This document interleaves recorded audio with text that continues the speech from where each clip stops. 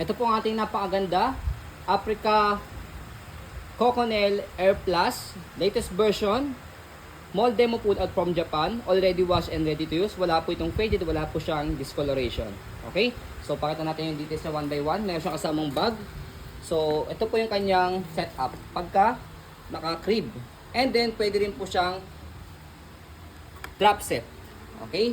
So presyo lang po dito both side. Drop side. Drop set tuloy. Sa gym tuloy. Okay, and then pwede rin po siyang playpen. Yan, pwede niyo po ibaba po itong pinakahigaan po niya. Ang kinagandaan po dito sa latest version, yung pinakahigaan niya detachable. Kaya kapag nadumihan siya, pwede niyo po siyang i-wash ito mismo. Kasi yung second version at first version, hindi siya detachable. Okay? Ayan. And then yung kanyang pinaka side, ito, anong type ng tela yan? Velvet. Velvet. Wala siya, hindi siya madilaw. Hindi siya naninilaw ah. Ayan. Nadumihan lang to sa sampay. Mold demo pull out, hindi po ito pre-lap. Ayan. Okay? Hindi naninilaw.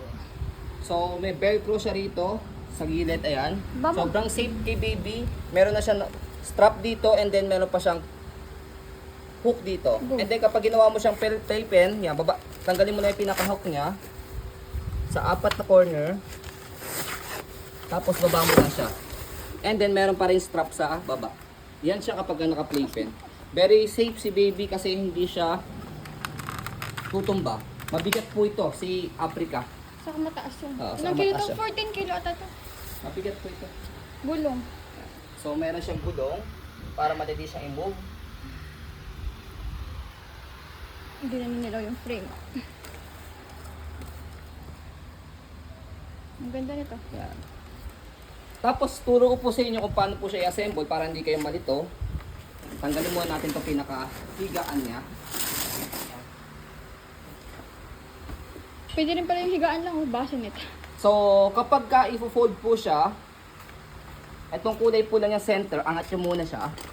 Saka nyo po i-press yung apat na corner dito sa gitna, may pinipress po dyan. Kailangan naka-fold siyang ganyan. Hindi pwedeng yung isa naka-fold, yung isa hindi.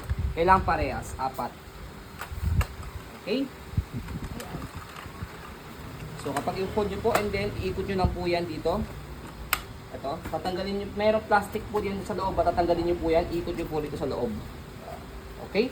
And then kapag inopen po siya, vice versa naman po. Okay? Huli naman po yung nasa center. So, stretch nyo muna po ito. Yung apat na corner niya, kailangan naka-straight na ganyan. Yung apat na side. And then, bago nyo po ibaba po itong pinaka-center niya.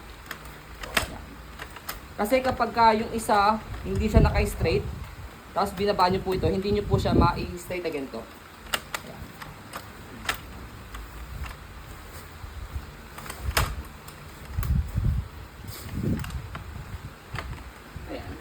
So, ganun lang. Sa kanya ngayon, ipasok yung higaan niya rito. So, ganun lang siya kadali. Ayan. So, ayan po, as you can see, very details po kami sa akin pong pag-video kasi amin siya policy, non-refundable exchange. What you see is what you get. So, yun po, maraming salamat. Have a nice day and God bless po.